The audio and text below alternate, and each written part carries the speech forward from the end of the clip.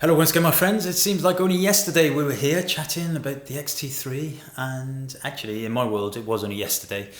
You won't see this of course until the embargo on the camera is lifted, which hopefully I've got right and haven't published this 2 hours too early or something stupid like that.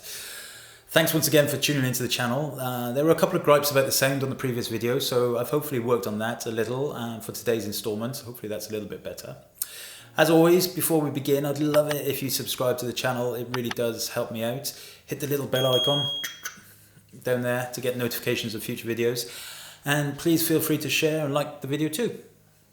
Again, as always, feel free to leave comments below. I do my absolute best to reply to them, but it may take me a little longer this time as I'm right now, well, at the time of publishing this video, I'll be at Photokina for a few days. Then I'm heading off to the south of France for a wedding, but I'll get to them, I promise, whether it's over this week or the next week after that. So let's get into it then. My friends, please give a warm welcome to the new Fujifilm GFX 50R medium format rangefinder style camera.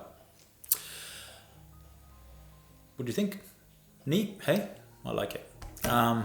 As ever, this little review will be based on my real-world use of the camera. It's not going to be a tech fest and detailed description of specifications because, well, you know, frankly, it's pretty much the same as the GFX 50S in that respect. And there are far better tech-based channels to give you all of the ins and outs and the pixels and megabits and bobs than me.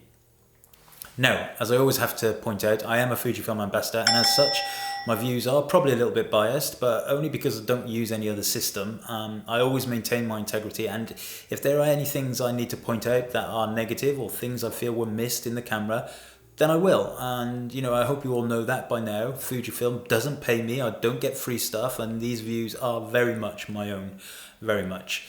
Now, this is definitely a prototype camera I've been using. I've actually had it for several months, and whilst in the main, I don't think it will change too much before the launch. I'm told there are some small cosmetic changes between the early prototypes like I have and the final release camera, but I doubt it will change too much, so pretty much what you see is what you're going to get. So, the GFX 50R is the answer to mine and perhaps your needs. Is needs the right word? Perhaps wants is a better word to use. The GFX 50R is the answer to me wanting a medium format camera in a rangefinder style body. Now, when this idea was first mooted, I was like, yeah, I really want this to look like an X Pro 2. And the reason for that is because I feel the X Pro 2 is such a beautifully crafted camera, both aesthetically and functionally. The fact that the X Pro 2's design didn't change much from the X Pro 1 tells us that it's a refined and well-loved interface. And when I first saw the mock-up of the 50R, I was chuffed to see that it looked pretty much like a big X Pro 2. You know, that got me really quite excited. And actually now, in hindsight, I've been using it for a few months. I feel it's more of a hybrid between the X Pro 2 and the other camera that I feel is possibly the second best design in the Fujifilm range, and that's the XT3. You know, I think that's a good thing in my books, as I love both the X Pro 2 and the XT3, and both of those cameras fall squarely into my love to shoot with category. You know, I said last week when previewing the XT3 that it will replace my X Pro 2s for my main work, and it will, and that's because the XT3 is a much better camera, technically, than the X Pro 2. I still feel it lacks the fun factor though, and the much whispered about soul of the Fujifilm camera system. The X Pro 2, XT3, X100F are all cameras that I really enjoy using and would be the cameras I'd just pick up and run with, you know, go out to shoot with family, street, whatever. The XT3 is a machine that works so well, but I don't think I'd get the same buzz from using it, at least I haven't yet. Exactly the same is true of the GFX 50R and the GFX 50S. Essentially, they are the same cameras. They share the same sensor, and there is nothing other than ergonomics, aesthetic feel, you know, and price of the cameras to separate them. But for me, the 50R is by far the more natural choice for my style of shooting. As far as I'm aware, actually, the only differences functionality-wise between the 50R and the 50S are that the 50S has a 3-way tilting screen, whereas the 50R has a 2-way tilting screen. The 50S has a removable viewfinder and the 50R doesn't, though the resolution of the viewfinders are identical. The 50S has, I think, yes, the 50S can have a grip allowing for vertical shooting and the 50R can't. However, the 50R does have Bluetooth connectivity, whereas the 50S doesn't. So I think that's pretty much the only technical differences. So the basic specs that you might need to know if you've never looked at the GFX system before is that it's a 43.8 by 32.9 millimeter 51.4 megapixel sensor. That's huge. Has a 3.7 million dot beautiful electronic viewfinder, and wait for it, as I know the purists might faint at this point, a tilt-in back screen, which is also a touchscreen. Low ISO range is 100, dual card slots of course, but basically what you need to know is that the images from the GFX 50R will be identical to the ones from the 50S. So essentially it comes down to which style of camera you like the best, and I guess how deep your pockets are. Now, in fairness, I don't know right now how much the GFX 50R will be, but I'm told it will be substantially cheaper than the 50S. I'm guessing we're looking at mid to high-end DSLR prices here, and I am just guessing, which when you consider the dynamic range and image quality you get from the 50R, I think that's very well worth it. In fact, do you remember about a year or so ago, I made a video titled Why I Bought a GFX? I'll link to it up here. Now obviously that was the GFX 50S, and you know what? Guess what? I can already tell you that I've sold it. My 50S has gone to MBP already. It's gone. It's out of here. As soon as I started using the 50R, I knew that was the camera I wanted in the medium format world.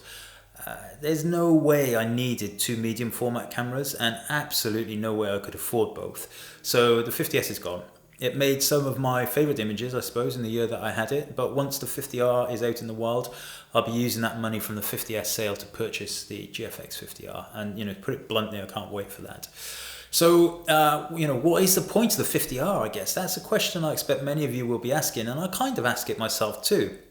I liken it to the crossover between the X Pro 2 and the XT2. They are essentially the same cameras, but each are aimed, I guess, at different users who have different needs. I'd say, and I know I'm generalizing here, the GFX 50S is the perfect camera, maybe, for medium format camera for portraitists, studio-based photographers, fine art photographers, landscape photographers. And the GFX 50R, well, I'd say this camera is more aimed at people that want a medium format camera that is more portable, more rugged. And even though it's still big, of course, let's not butter over this, it is bigger by necessity than the X Pro 2, it's still lighter and smaller than the 50S. I think it will be the wedding photographers, field photographers, street photographers that gravitate more towards the 50R. It's some 145 grams lighter than the GFX 50S, which is quite considerable in the grand scheme of things. I found carrying the 50R around with me on a full day shoot was easy enough. And, the big difference I found over the 50S was that because of the size and weight, I found it and the kind of ergonomics, I found it substantially easier to shoot handheld, even at very low shutter speeds. I even managed to use it in a car that was bumping around in the south of Spain, and get sharp images shooting through a mirror and at my daughter in the back. Portability compared to the 50S is king here, and it's quite noticeable too. On the 50S, I would always need a tripod for any low light, slow shutter stuff, and now I'm kind of relieved of that burden. I'm happily shooting higher ISO images at lower shutter speeds, and handheld with the 50R. Look at this shot, for example. This is at 2500 ISO, but handheld at 1/60th of a second. There's an amazing amount of detail there, I think, and focus acquisition was quick and the metering excellent. It's a spot metered image, by the way. However, my biggest takeaway, I think, from this picture is don't let your kids touch London bus windows. Look at all that gunk. Now, at first, I wasn't a huge fan of the layout of the dials and buttons on the 50R, but they've definitely grown on me. Like I said earlier, this is more of a big brother hybrid XE3 X Pro 2 than just a bigger X Pro 2. The back panel is quite sparse. We have the focus joystick and the standard set of buttons, but no D-pad though, which some people might find a little disappointing. However, what I will say about that is that I think the design bods in Japan have probably got this spot on, because exactly where the D-pad would be is often where I find my thumb resting. So, when I'm shooting. So, I think that works. Some of you may prefer a D-pad though. The shutter speed and exposure compensation dials are nicely milled, and the diopter adjustment is lockable, just as we saw recently in the XT3. Personally, I found the drive button and the function button on the top quite fiddly. You know, I mean, it's not a huge thing, and I can't really see how they would have done it any differently and still kept the narrow body. But nonetheless, the function button on the front is still in the perfect place, and I tend to use that. I set that to photometry or metering for us mere mortals, of course. There are a couple more function buttons on the back, the AF button and the Q button, of course. There's a rear command dial that can be programmed, and the shutter button also has this rotating collar. Now, this rotating collar I have programmed to ISO, and it works, but I may switch it out if I can, because I do find that I nudge that collar quite a lot actually when I'm plunking the shutter button, so you know, maybe ISO is not best there. I guess they've done a good job overall with the heuristics of the camera, but it's another new interface to the range and will take a little getting used to. Those that have used the XT3 or X Pro 2 will adopt to it very quickly though, I think. It's weather sealed, of course. I believe though this will only be confirmed when the specs are officially released, that it's sealed in about 64 places. So this can comfortably be used in pretty torrid conditions without your insurance company having a Sean Connery about it perhaps. As I mentioned, it has a two-way tilting screen, and this is obviously a touchscreen too.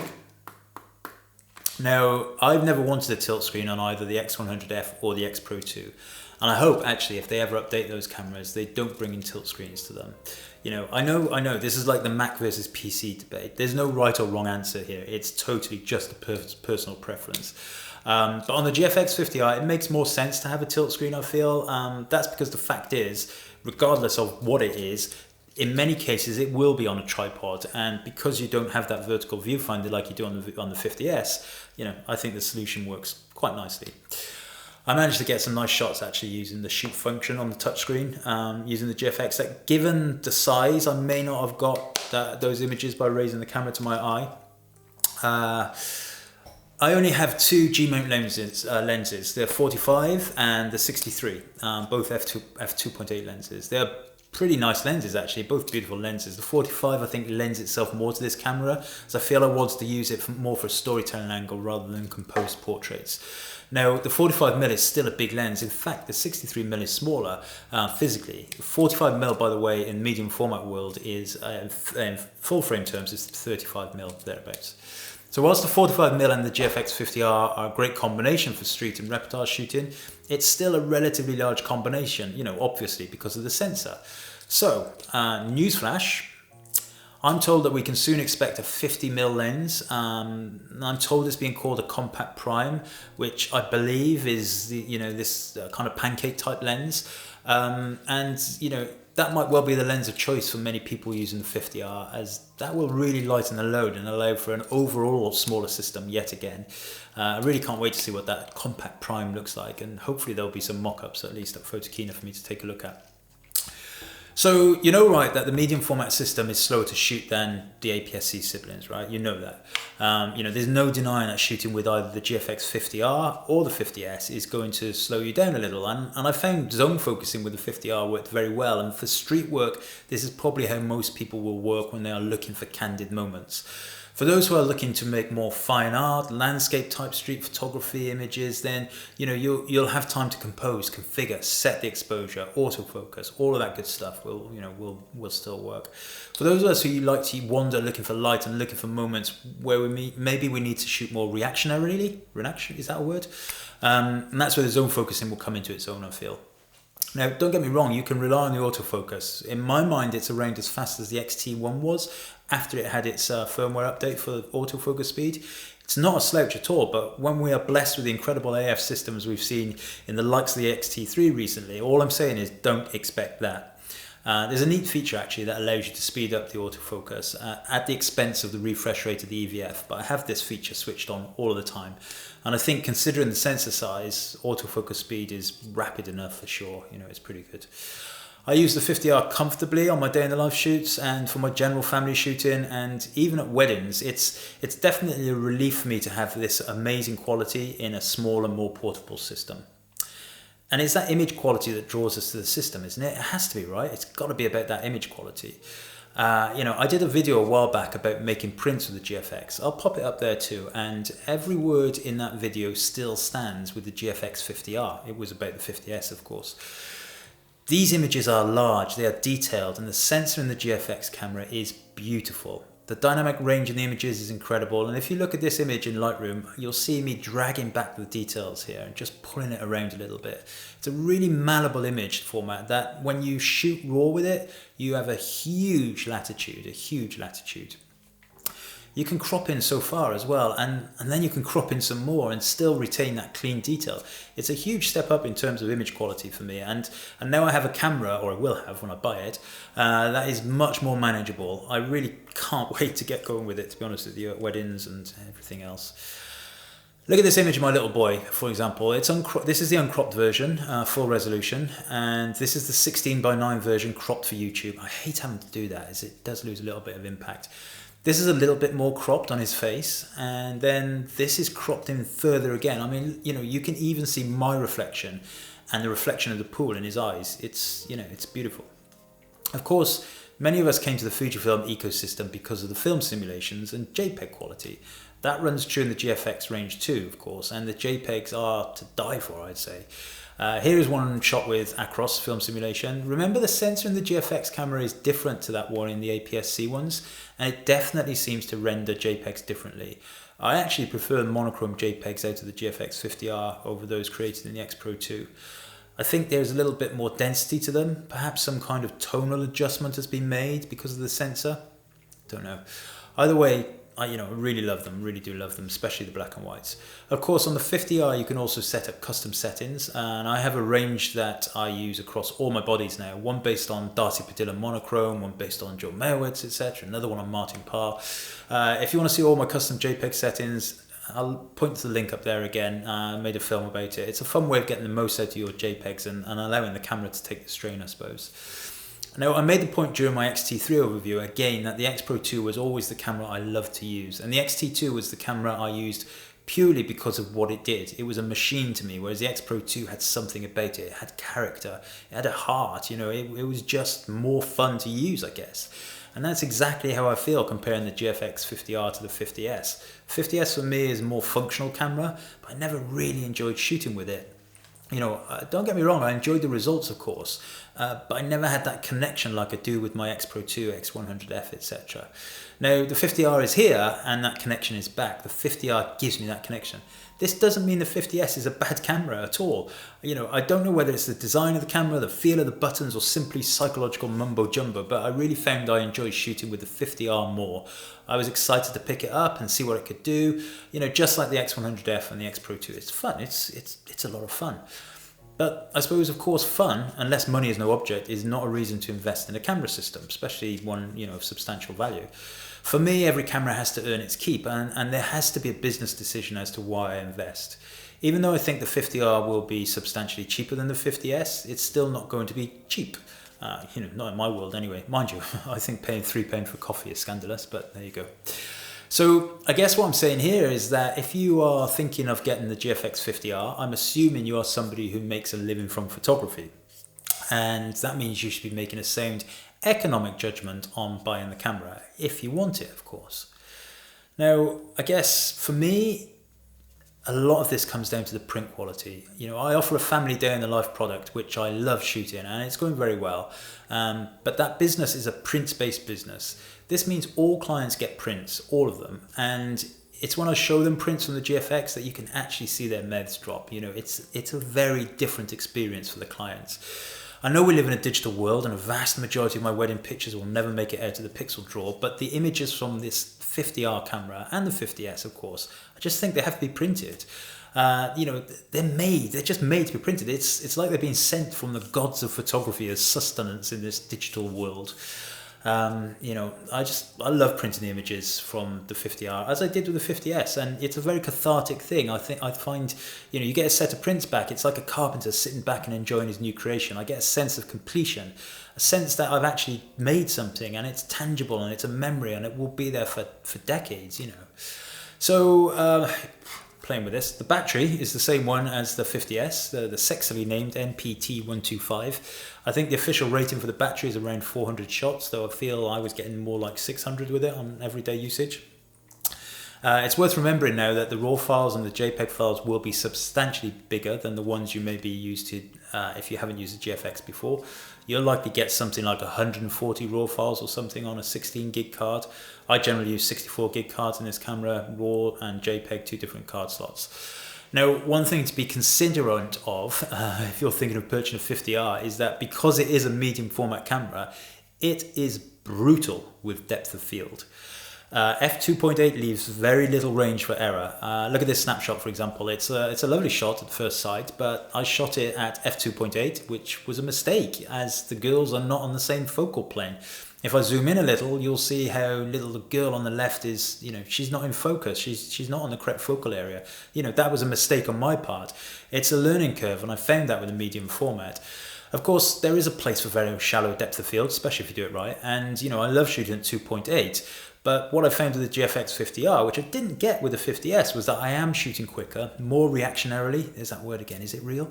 And at larger apertures, often I feel I'm getting more context-setting images, more storytelling images than I was really with the 50S.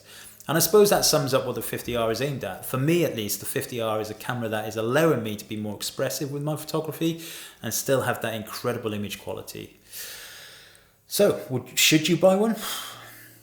Putting the differences beside the 50S and 50R, only you can decide if you need this camera or want this camera. I would consider the economical points as mentioned, but also consider that you're not simply getting an X Pro 2 and a medium format sensor. It's not as clear cut as that. If you're expecting to buy the 50R and take it out on the streets or take it to a wedding and get the same amount of performance out of it as your X Pro 2, you won't. Simple as that. You just won't. Don't just flog all your APS-C stuff just to get a 50R. I see the 50R as a companion to my X Pro 2 and now XT3. It's not a replacement. They work together hand in hand. They are very good friends together in my camera bag. I've always maintained that I prefer cameras to be as discreet as possible, and that was one of the reasons why I never bought an XH1. And there is no way I'm going to sit here in front of you after spending the last 7 years or so extolling the virtues of tiny cameras and say that, no, it's better to use a bigger camera, because it's not. And actually, it annoys me when some of the other photographers go down that route. The fact is, the GFX 50R is bigger than the X Pro 2. However, it is smaller and more discreet than the GFX 50S.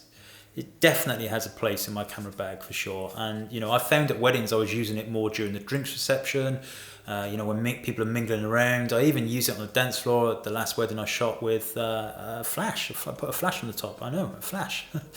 I like the result, mine, but it has to be the right environment, I guess is what I'm saying. The right type of wedding, the right type of client for me to use that kind of setup. I still want to be as discreet as possible. I am really excited by the camera. It's fun to use. It makes epic images.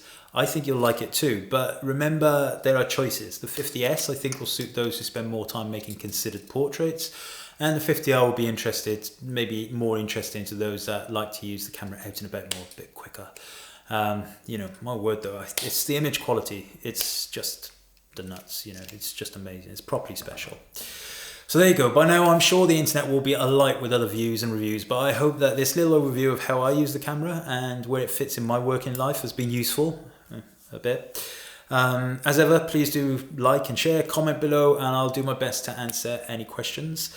I'm going to leave you with a few more images in a moment, so just hang around for that. Please do subscribe to the channel if you so wish. It helps me out, and I've actually got a schedule of at least one video a week now going forward.